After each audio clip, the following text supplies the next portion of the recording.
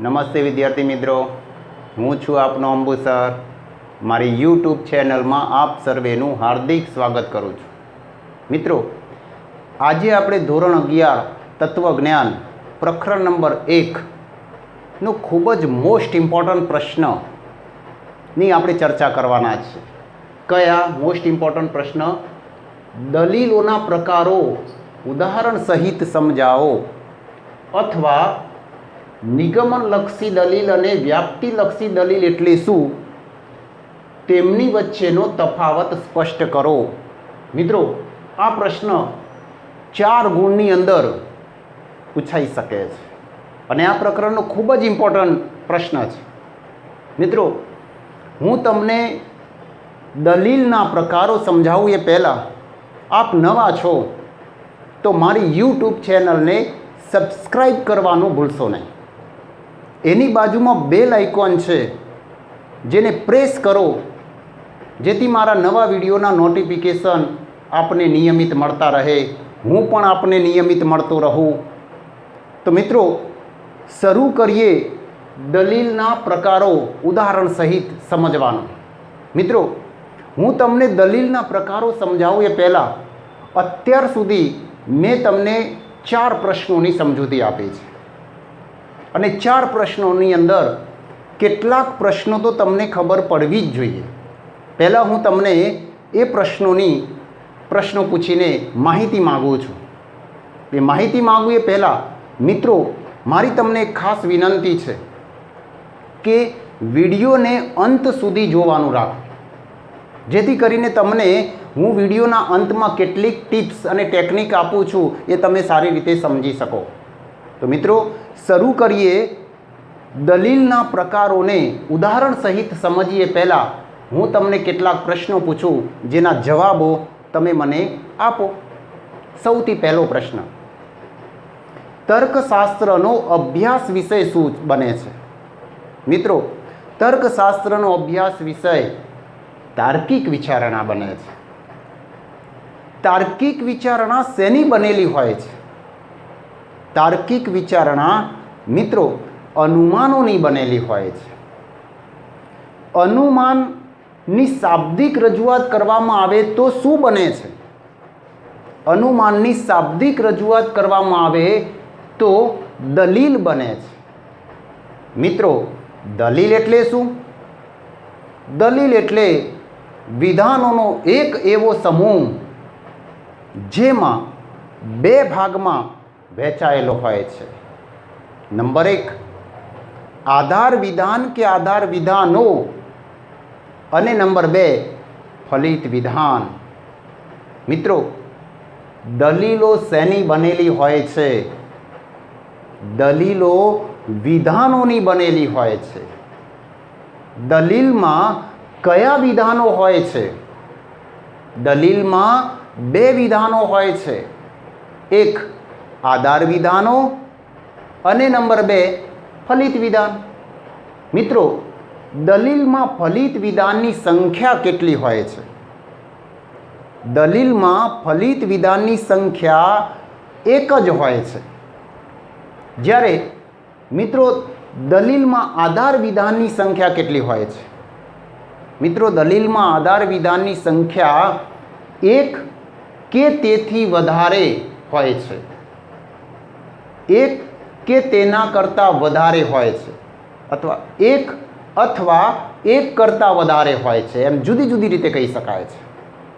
મિત્રો, ફલિત વિધાનના સમર્થન માટે રજૂ થયેલા વિધાનોને આપણે શું કહીશું? આધાર વિધાન કે આધાર વિધાનો કહીશું. ખાસ યાદ રાખજો, દલીલમાં મુખ્ય 2 અંગો છે. દલીલના આવશ્યક અંગો 2 છે.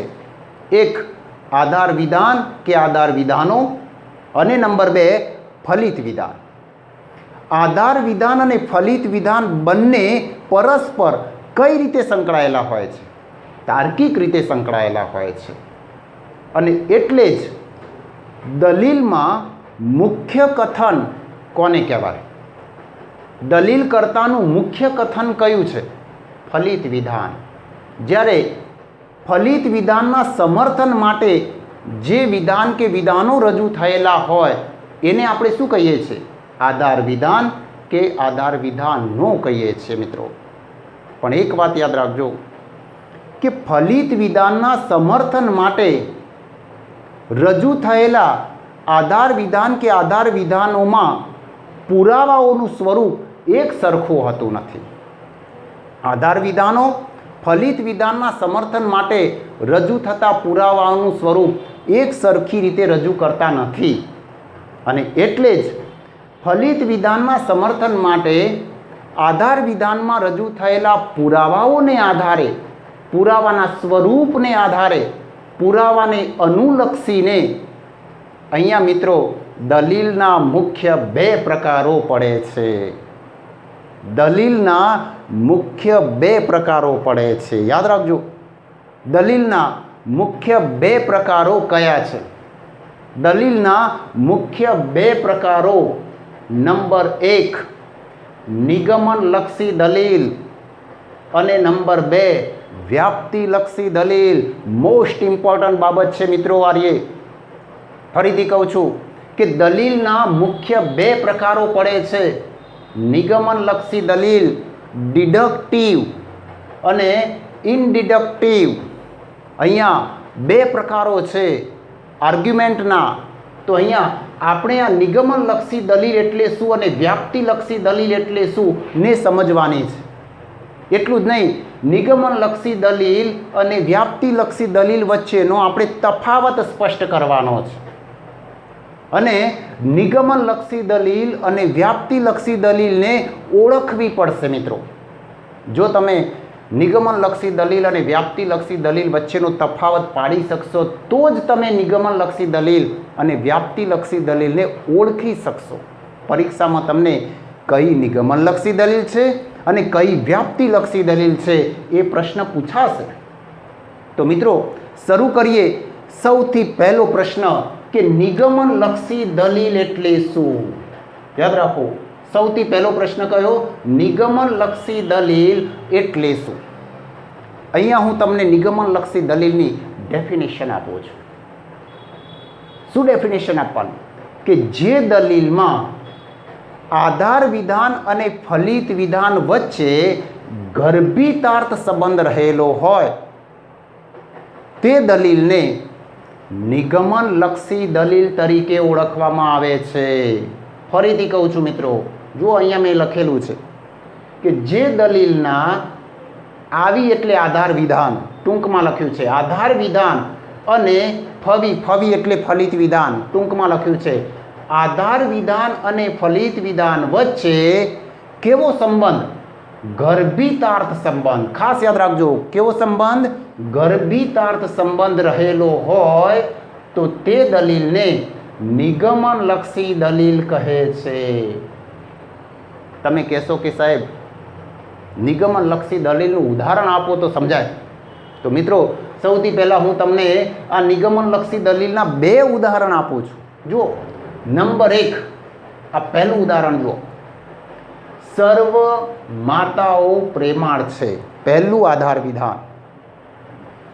કુંતા માતા છે, આ બીજું આધાર વિધાન. આથી એ શબ્દ પછી ફલિત વિધાન. તો આથી કુંતા પ્રેમાળ છે, આ ફલિત વિધાન છે મિત્રો. તો આ નિગમનલક્ષી દલીલ છે. ફરીથી કહું છું, સર્વ માતાઓ પ્રેમાળ છે, કુંતા માતા છે, આથી કુંતા પ્રેમાળ છે. આને નિગમનલક્ષી દલીલ તરીકે ઓળખવામાં આવે છે. નંબર 2, બીજું ઉદાહરણ આપું. જુઓ અહીંયા, ગાંધીજી ભારતીય છે, પ્રથમ આધાર વિધાન. ગાંધીજી તત્વચિંતક છે, બીજું આધાર વિધાન. તેથી શબ્દ પછી જે વિધાન આવતું હોય ફલિત વિધાન. તો તેથી ગાંધીજી ભારતીય છે અને ગાંધીજી તત્વચિંતક છે, આને ફલિત વિધાન કહેવાય છે. અને આ દલીલને નિગમનલક્ષી દલીલ કહેવાય છે મિત્રો. તો કેમ આને નિગમનલક્ષી દલીલ તરીકે ઓળખવામાં આવે છે? કેમ એને નિગમનલક્ષી દલીલ કહેવામાં આવી? કારણ કે આ દલીલના આધાર વિધાન અને ફલિત વિધાન વચ્ચે ગર્ભિતાર્થ સંબંધ છે. કેવો સંબંધ છે? ગર્ભિતાર્થ સંબંધ છે. તમે કહેશો કે સાહેબ અમને શું ખબર પડે કે આધાર વિધાન અને ફલિત વિધાન વચ્ચે ગર્ભિતાર્થ સંબંધ રહેલો છે, એવું શું ખબર પડે? તો એક વાત યાદ રાખો મિત્રો કે નિગમનલક્ષી દલીલનું ફલિત વિધાન, આ ફલિત વિધાન છે. કુંતા પ્રેમાળ છે, ફલિત વિધાન છે. ગાંધીજી ભારતીય છે અને ગાંધીજી તત્વચિંતક છે, ફલિત વિધાન છે. તો નિગમનલક્ષી દલીલનું ફલિત વિધાન એ આધાર વિધાનમાં રજૂ થયેલી માહિતીમાં ગર્ભિત રીતે સમાયેલું હોય છે. સમજજો બરાબર. ફરીથી કહું છું, નિગમનલક્ષી દલીલનું ફલિત વિધાન એ આધાર વિધાનમાં રજૂ થયેલી માહિતીમાં ગર્ભિત રીતે સમાયેલું હોય છે અને એ આપણને અહીંયા ખબર પડે છે. જો દાખલા તરીકે કુંતા પ્રેમાળ છે એ ફલિત વિધાન છે.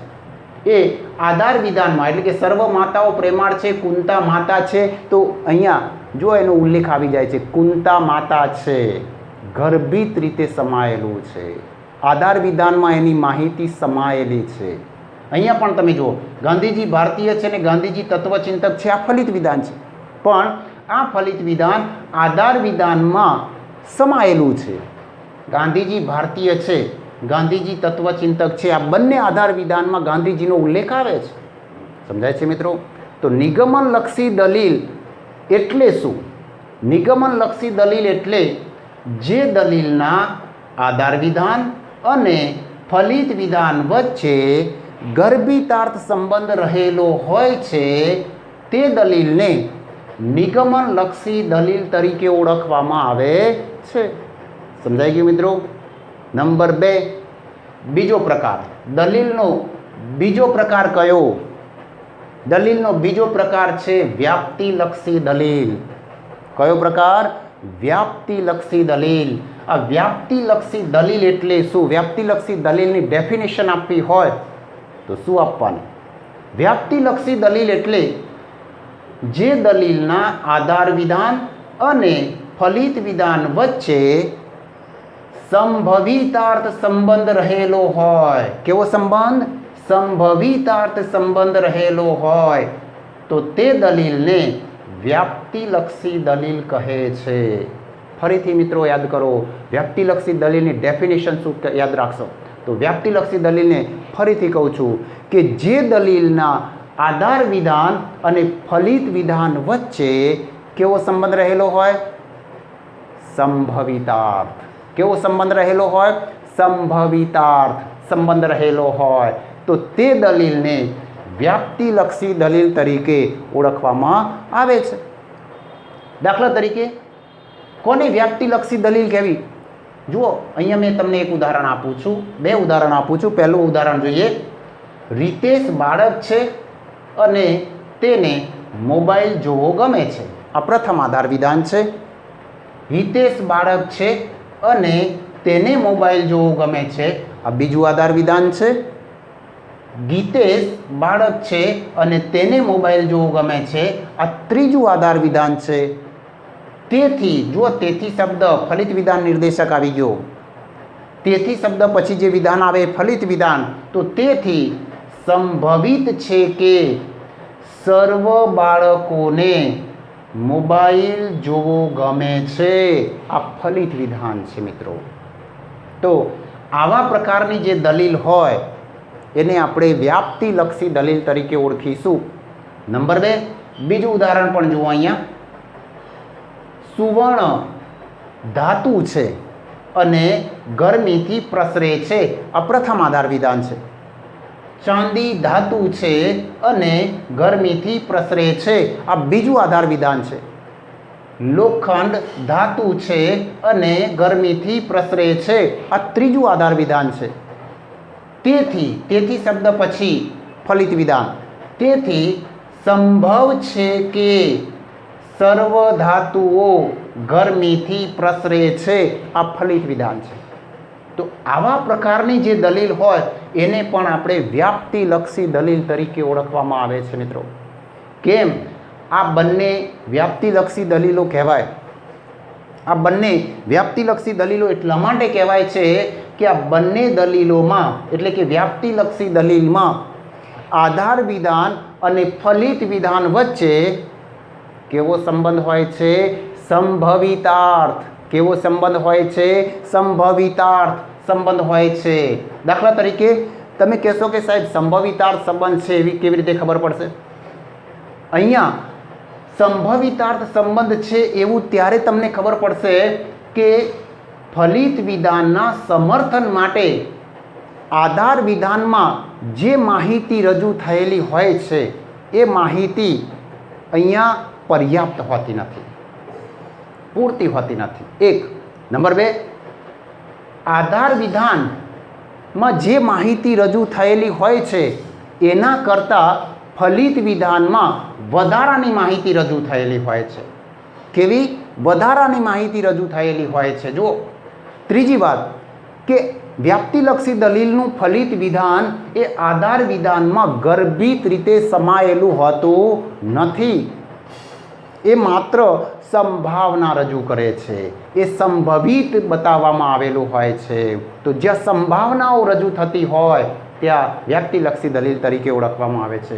દાખલા તરીકે જુઓ, અહીંયા રીતેશ બાળક, હિતેશ બાળક અને ગીતેશ બાળક 3 જ બાળકો, અને એમને મોબાઈલ જોવો ગમે છે, મોબાઈલ રમવો ગમે છે, મોબાઈલ ફેદવો ગમે છે. તો 3 બાળકોને આધારે સર્વ બાળકોને મોબાઈલ જોવો ગમે છે એવું ફલિત વિધાન લાવી દીધું.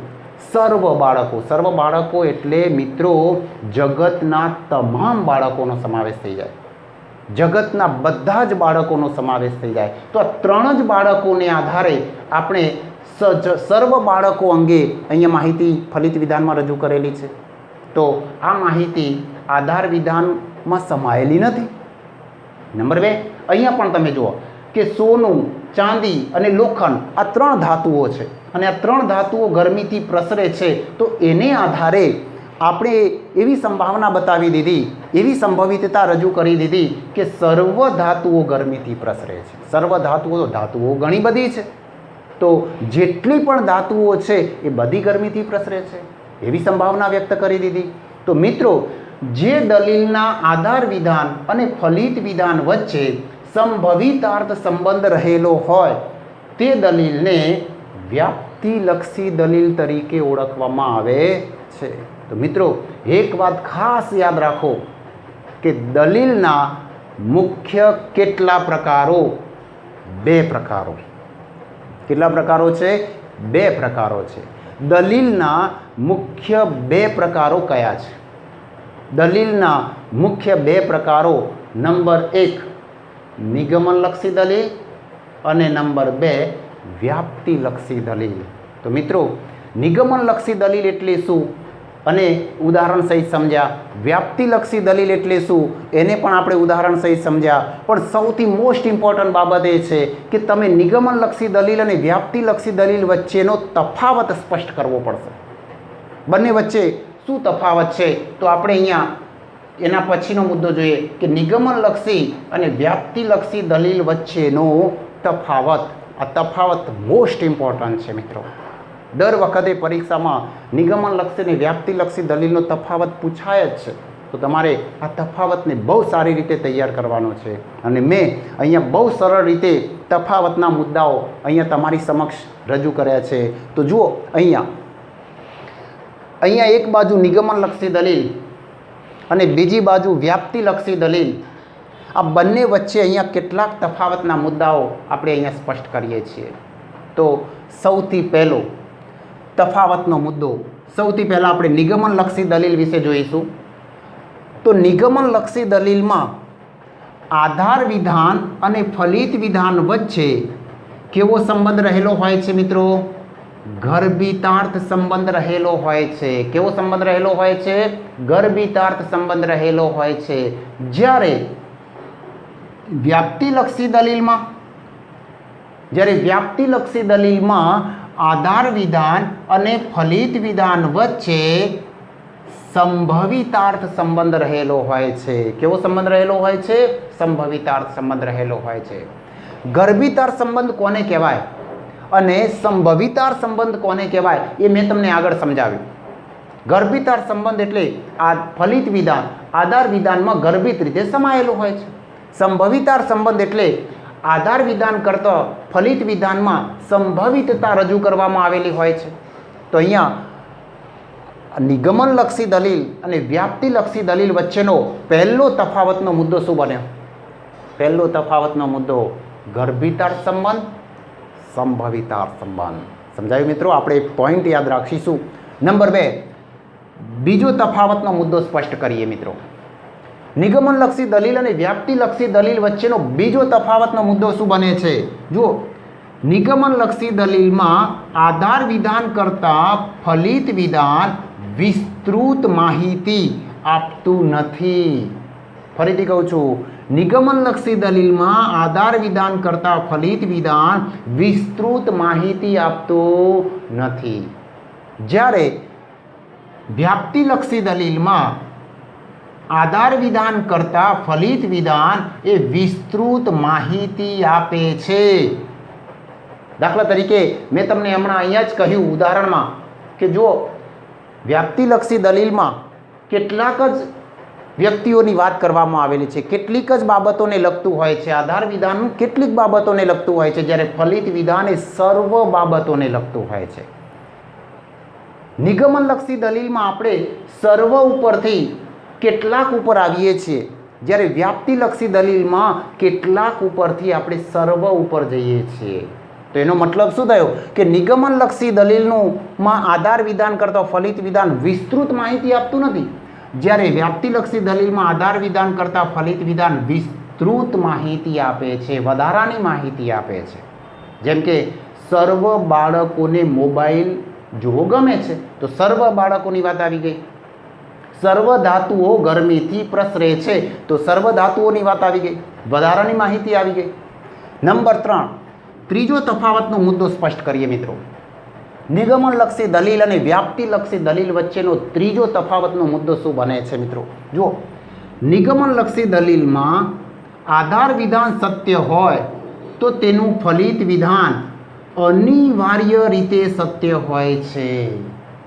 ફરીથી કહું છું, નિગમનલક્ષી દલીલમાં આધાર વિધાન સત્ય હોય તો તેનું ફલિત વિધાન કેવું હોય છે? અનિવાર્ય રીતે સત્ય. જ્યારે વ્યાપ્તિલક્ષી દલીલમાં આધાર વિધાન સત્ય હોય તો તેનું ફલિત વિધાન અનિવાર્ય રીતે સત્ય હોતું નથી.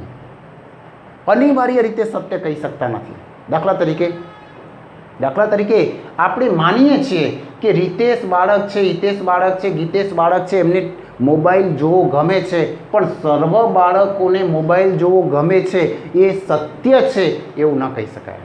ભલે ને રીતેશ, ગીતેશ અને હિતેશને મોબાઈલ જોવો ગમે છે વિધાન સત્ય હોય, પણ સર્વ બાળકોને મોબાઈલ જોવો ગમે છે એ વિધાન અનિવાર્ય રીતે સત્ય ના હોય. એ સત્ય હોઈ શકે પણ ના પણ હોઈ શકે. અનિવાર્ય રીતે સત્ય છે એમ કહી શકતા નથી. કેમ? કારણ કે આપણે અમુક બાળકોને કે પછી 1, 2, 3, 4 બાળકોને મોબાઈલ જોવો ગમતો ન હોય તો પછી કઈ રીતે અનિવાર્ય રીતે સત્ય છે એમ કહી શકીએ? આપણે જગતના બધા બાળકોની ક્યાં તપાસ કરી છે કે એમને સર્વ બાળકોને મોબાઈલ જોવો ગમે છે? તો એટલા માટે અહીંયા એમ કહેવામાં આવ્યું કે વ્યાપ્તિલક્ષી દલીલમાં આધાર વિધાન સત્ય હોય તો એનું ફલિત વિધાન અનિવાર્ય રીતે સત્ય હોતું નથી, જ્યારે નિગમનલક્ષી દલીલમાં આધાર વિધાન સત્ય હોય તો તેનું ફલિત વિધાન અનિવાર્ય રીતે સત્ય હોય છે. ચોથો તફાવતનો મુદ્દો જોઈએ. જુઓ, નંબર 4, નિગમનલક્ષી દલીલમાં આધાર વિધાનની સત્યતા પરથી ફલિત વિધાનની સત્યતાની પાક્કી ખાતરી મળે છે મિત્રો. કેવી? પાક્કી ખાતરી મળે છે. આધાર વિધાન સત્ય હોય તો એનું ફલિત વિધાન એ સત્ય જ હોય એવી આપણને પાક્કી ખાતરી મળે છે, જ્યારે વ્યાપ્તિલક્ષી દલીલમાં આધાર વિધાનની સત્યતા પરથી ફલિત વિધાનની સત્યતાની પાક્કી ખાતરી મળતી નથી. મેં તમને હમણાં જ કહ્યું કે સર્વ બાળકોને મોબાઈલ જોવો ગમે છે એવું આપણે ચોક્કસ ના કહી શકીએ. એ સત્ય છે એવું પાકી ખાતરી સાથે કહી શકાતું નથી. સમજાય છે મિત્રો? ત્યાર પછી પાંચમો તફાવતનો મુદ્દો જુઓ. નિગમનલક્ષી દલીલમાં આધાર વિધાનને સત્ય માનવામાં આવે તો તેનું ફલિત વિધાન અસત્ય છે એમ કહેવામાં વિરોધ કે વ્યાઘાત આવે છે. ખાસ યાદ રાખજો મિત્રો, આધાર વિધાનને સત્ય માનવામાં આવે તો તેનું ફલિત વિધાન અસત્ય છે એમ કહેવામાં શું આવે છે? વિરોધ આવે છે, વ્યાઘાત આવે છે. કઈ દલીલમાં? નિગમનલક્ષી દલીલમાં. જ્યારે વ્યાપ્તિલક્ષી દલીલમાં આધાર વિધાનને સત્ય માનવામાં આવે તો તેનું ફલિત વિધાન અસત્ય છે એમ કહેવામાં કોઈ વિરોધ કે વ્યાઘાત આવતો નથી. તમે કહેશો કે સાહેબ આમાં ના ખબર પડી, વિરોધ કે વ્યાઘાત આવે છે ને આવતો નથી. જો દાખલા તરીકે હું તમને આ વાત સમજાવું. વિરોધ કે વ્યાઘાત આવે છે ને વિરોધ કે વ્યાઘાત આવતો નથી. દાખલા તરીકે હું તમને એક એવું ઉદાહરણ આપું કે રાજેશભાઈ શિક્ષક છે અને કંજૂસ વ્યક્તિ છે. મુકેશભાઈ શિક્ષક છે અને કંજૂસ વ્યક્તિ છે. મહેશભાઈ શિક્ષક છે અને કંજૂસ વ્યક્તિ છે. આના ઉપરથી તમે શું કહો છો? સર્વ શિક્ષકો કંજૂસ વ્યક્તિઓ છે.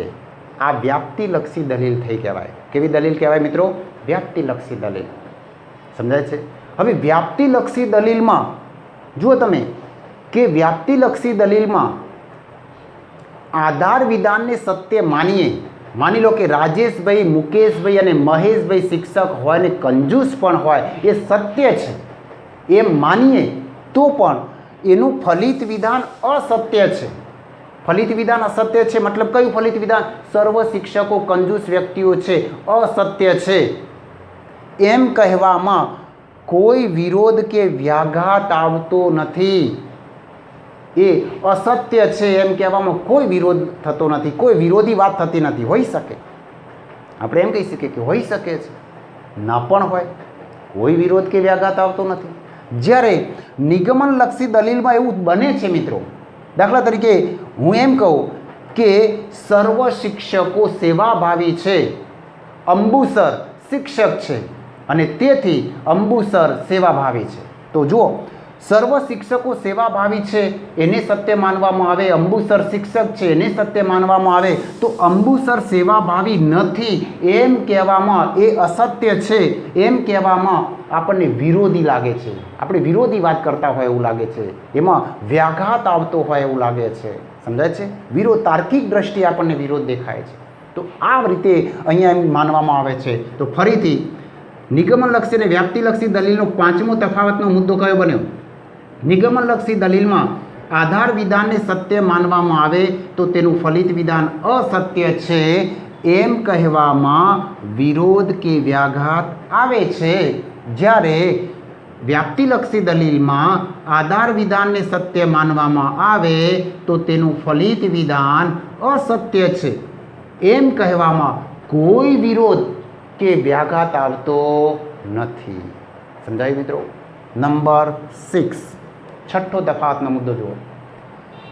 નિગમનલક્ષી દલીલના ફલિત વિધાનના સમર્થન માટે આધાર વિધાનમાં રજૂ થયેલો પુરાવો એ તાર્કિક દ્રષ્ટિએ કેવો છે? સંપૂર્ણ હોય છે. નિગમનલક્ષી દલીલમાં ફલિત વિધાનના સમર્થન માટે આધાર વિધાનમાં રજૂ થયેલો પુરાવો તાર્કિક દ્રષ્ટિએ કેવો હોય છે મિત્રો? સંપૂર્ણ હોય છે.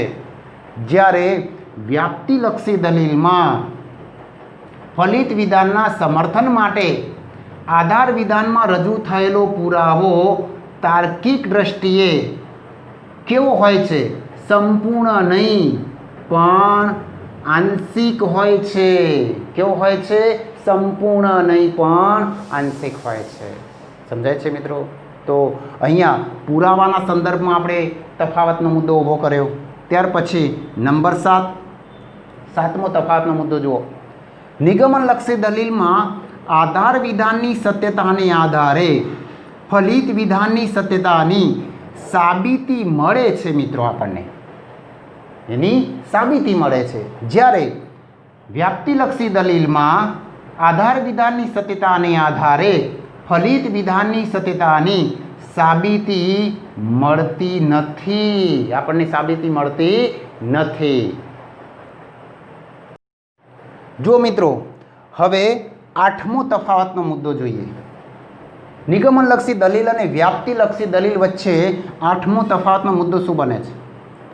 અહીંયા આધાર વિધાનની સત્યતાને આધારે ફલિત વિધાનની સત્યતાની આપણને સાબિતી નિગમનલક્ષી દલીલમાં મળી, તો એને આધારે આપણે શું કહી શકીએ કે આથી એવું કહી શકાય કે નિગમનલક્ષી દલીલનું ફલિત વિધાન એ સાબિત થયેલું ગણાય છે, જ્યારે વ્યાપ્તિલક્ષી દલીલમાં અહીંયા આધાર વિધાનની સત્યતાને આધારે ફલિત વિધાનની સત્યતાની સાબિતી મળતી નથી. એને આધારે આપણે શું કહીશું કે આથી એવું કહી શકાય કે વ્યાપ્તિલક્ષી દલીલનું ફલિત વિધાન એ સાબિત થયેલું ગણાતું નથી. નિગમનલક્ષી દલીલનું ફલિત વિધાન એ સાબિત થયેલું ગણાય છે, જ્યારે વ્યાપ્તિલક્ષી દલીલનું ફલિત વિધાન એ સાબિત થયેલું ગણાતું નથી. સમજાય છે મિત્રો? તો હજુ પણ આપણે આ એક મેં વધારાનો તફાવતનો મુદ્દો ઊભો કર્યો છે 9મા નંબર ઉપર કે નિગમનલક્ષી દલીલોનો અભ્યાસ કરનારું શાસ્ત્ર એટલે નિગમનલક્ષી તર્કશાસ્ત્ર, જ્યારે વ્યાપ્તિલક્ષી દલીલોનો અભ્યાસ કરનારું શાસ્ત્ર એટલે વ્યાપ્તિલક્ષી તર્કશાસ્ત્ર. મિત્રો, અહીંયા નિગમનલક્ષી અને વ્યાપ્તિલક્ષી દલીલોનો અભ્યાસ કરવામાં સરળતા રહે એટલા માટે તર્કશાસ્ત્રને બે ભાગમાં વહેંચી દેવામાં આવ્યું. કયા બે ભાગમાં વહેંચી દેવામાં આવ્યું? નિગમનલક્ષી દલીલોનો અભ્યાસ કરતું શાસ્ત્ર એટલે નિગમનલક્ષી તર્કશાસ્ત્ર, વ્યાપ્તિલક્ષી દલીલોનો અભ્યાસ કરતું શાસ્ત્ર એટલે વ્યાપ્તિલક્ષી તર્કશાસ્ત્ર. નિગમનલક્ષી તર્કશાસ્ત્રમાં નિગમનલક્ષી દલીલોનો અભ્યાસ થાય છે, જ્યારે વ્યાપ્તિલક્ષી તર્કશાસ્ત્રમાં વ્યાપ્તિલક્ષી દલીલોનો અભ્યાસ થાય છે. મિત્રો, અહીંયા આપણે નિગમનલક્ષી દલીલ અને વ્યાપ્તિલક્ષી દલીલ વચ્ચેનો તફાવત સ્પષ્ટ કર્યો. ફરીથી કહું છું, તફાવતની અંદર શું શું જોયું? પહેલો તફાવતનો મુદ્દો શું જોયો કે નિગમનલક્ષી અને વ્યાપ્તિલક્ષી દલીલમાં ગર્ભિતાર સંબંધ, જ્યારે વ્યાપ્તિલક્ષી દલીલમાં સંભવિતાર સંબંધને યાદ રાખો. નંબર 2, નિગમનલક્ષી દલીલનું ફલિત વિધાન વિસ્તૃત માહિતી આપતું નથી, વ્યાપ્તિલક્ષી દલીલનું ફલિત વિધાન વિસ્તૃત માહિતી આપે છે. નંબર 3, નિગમનલક્ષી દલીલનું ફલિત વિધાન અનિવાર્ય રીતે સત્ય હોય, જ્યારે વ્યાપ્તિલક્ષી દલીલનું ફલિત વિધાન એ અનિવાર્ય રીતે સત્ય હોતું નથી. ટૂંકમાં યાદ રાખો તફાવતને. ચોથો તફાવતનો મુદ્દો શું યાદ રાખશો કે અહીંયા નિગમનલક્ષી દલીલમાં ફલિત વિધાનની સત્યતાની આપણને પાકી ખાતરી મળે છે, જ્યારે વ્યાપ્તિલક્ષી દલીલમાં આપણને પાકી ખાતરી મળતી નથી. પાંચમો તફાવતનો મુદ્દો શું યાદ રાખશો કે નિગમનલક્ષી દલીલમાં ફલિત આધાર વિધાન સત્ય અને ફલિત વિધાન અસત્ય કહેવામાં વિરોધ કે વ્યાઘાત આવે છે, મતલબ કે વિરોધ કે વ્યાઘાત આવે છે, જ્યારે વ્યાપ્તિલક્ષી દલીલમાં કોઈ વિરોધ કે વ્યાઘાત આવતો નથી. નંબર 6, છઠ્ઠો તફાવતનો મુદ્દો ટૂંકમાં શું કહેશો કે નિગમનલક્ષી દલીલમાં ફલિત વિધાનમાં રજૂ થયેલો પુરાવો તાર્કિક દ્રષ્ટિએ સંપૂર્ણ હોય છે, જ્યારે વ્યાપ્તિલક્ષી દલીલમાં રજૂ થયેલો પુરાવો તાર્કિક દ્રષ્ટિએ સંપૂર્ણ હોતો નથી, મતલબ કે સંપૂર્ણ નહીં પણ આંશિક હોય છે એમ કહી શકાય.